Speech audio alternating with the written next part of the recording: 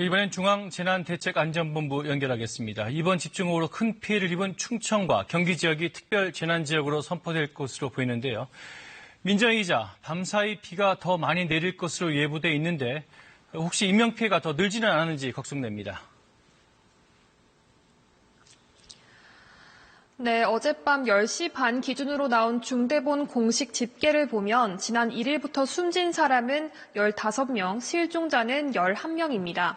부상자는 7명인데요. 다행히 인명피해는 이전 집계 때보다 더 늘지 않았습니다. 현재 이재민은 충청과 경기, 강원 등 6개 시도에서 1,005세대, 1,600여 명이고 이 가운데 900여 명은 아직 집으로 돌아가지 못했습니다. 지금까지 주택 1,400여 채와 축사와 창고 1,000여 동이 파손됐고요.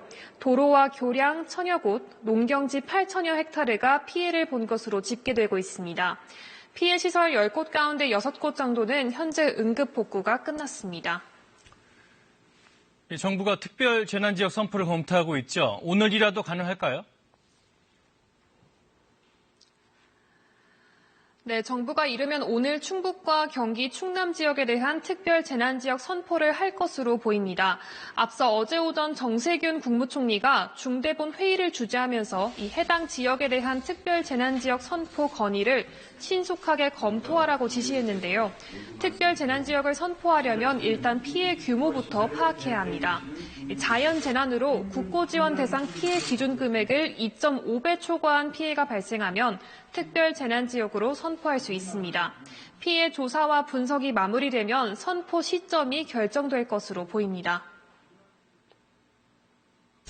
이번 비가 그치는 대로 신속한 복구와 함께 변화된 기후 환경까지를 고려한 근본적인 풍수의 대책을 마련해 주시기 바랍니다.